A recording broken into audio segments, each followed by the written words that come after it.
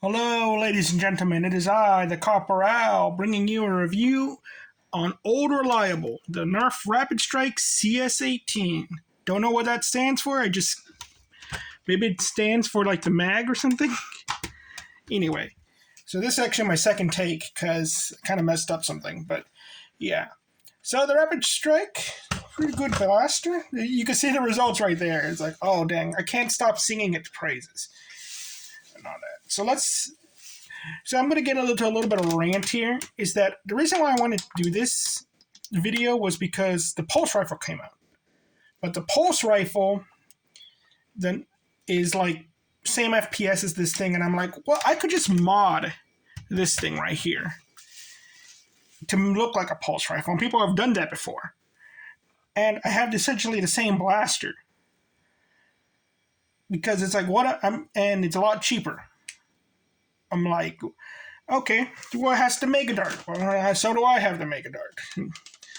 It's like, oh, okay, well, it has the ammo counter. Well, I also have an ammo counter. And all that. And if I could go third party for the Mega Dart, I was like, oh, well, it has, it doesn't have the FPS. They have the same FPS. It's like, oh, well, it has the proprietary mag. And it's like, well, I got more bullets in there, more darts, and all that. This one's stock is at least adjustable. It's like, oh, well, it's part of the Aliens franchise. And I'm like, you mean the franchise? You mean the movie that ruined the franchise? Yeah, it ruined the franchise. It's like, was never supposed to have eggs. There was never supposed to be a queen. Pretty much James Cameron was just, he didn't want to make the movie. He wanted to make Starship Troopers.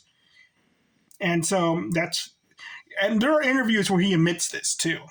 And a lot of people forget this, that he just did not want to make the movie. He wanted to make Starship Troopers. The pulse rifle is in Starship Troopers.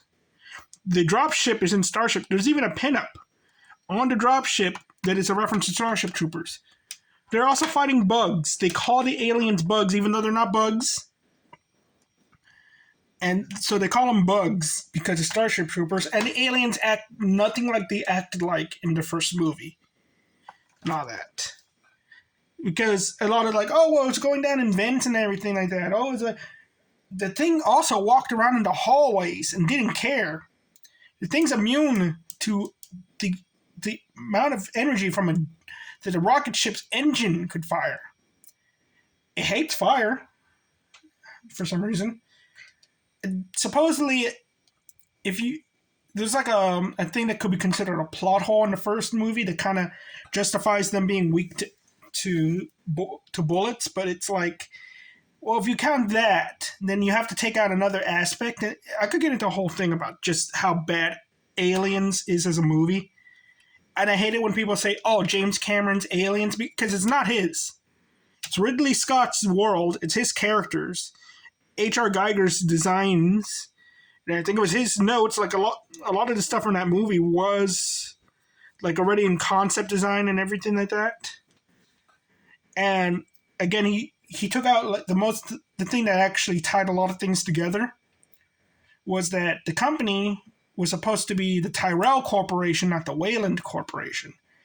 So yes, Aliens is in the same universe as Blade Runner from the very start. And they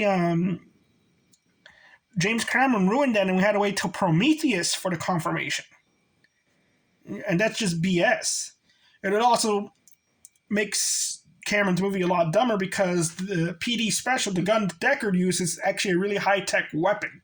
They would have access to those type of firearms in the universe of Alien, but no, they switch it to a made-up firearm to also a goof.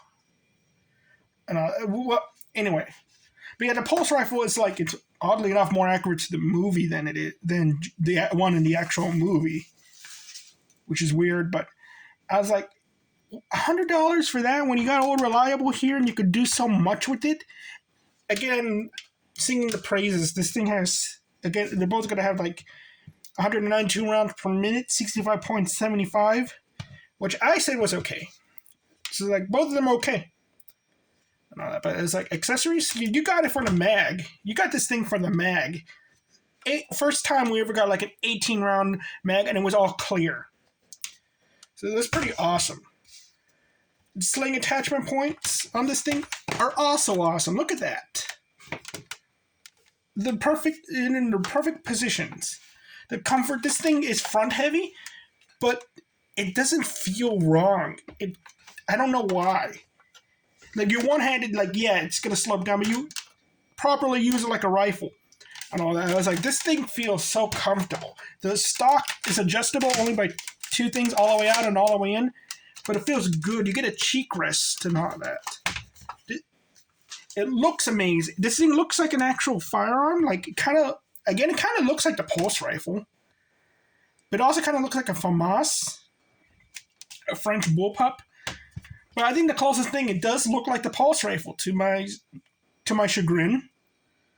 So it should be like a Tommy gun. And all that. Profile, no, don't paint this thing all black.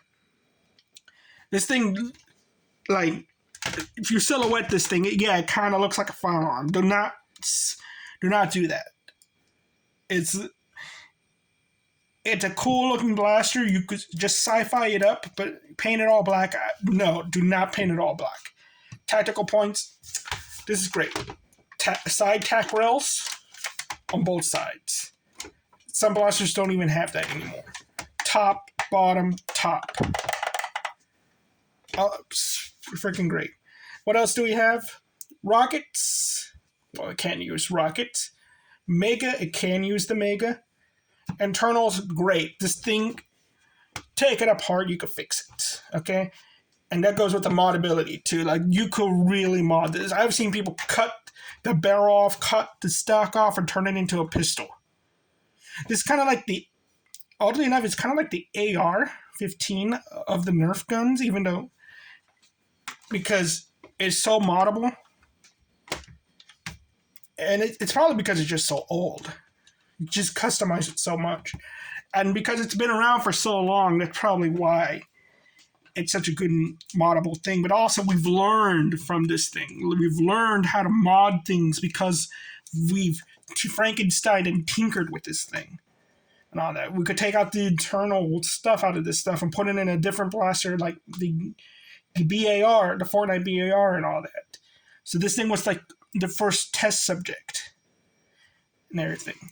Practicality is super practical. You could one-shot with this thing. You could, if you rapid shoot with this thing and all that. And it takes the tactical stuff as well. So you can put all your modulus tactical stuff on it. And you can mod this thing to shoot faster. So yeah, absolutely, this is practical. And combined with its comfort and its size and how you could use this close quarters. The price was good back in the day. And I got this for $10. This thing is really good price wise. 10, 2, what? This is a great blaster. Primary full auto, buy it. Okay? I cannot stop singing the praises of this thing. And I'm like, I was going to take the batteries out of this thing, and I'm playing with it again, and I'm like, this thing is just so good, and I don't even main it. I used the Hyperfire. Because you could dual wield that one. But no, this one is like, wow. This is... I just don't have a lot to say. I have more to complain about its, like, copycat than I have about complaining about the actual thing. So,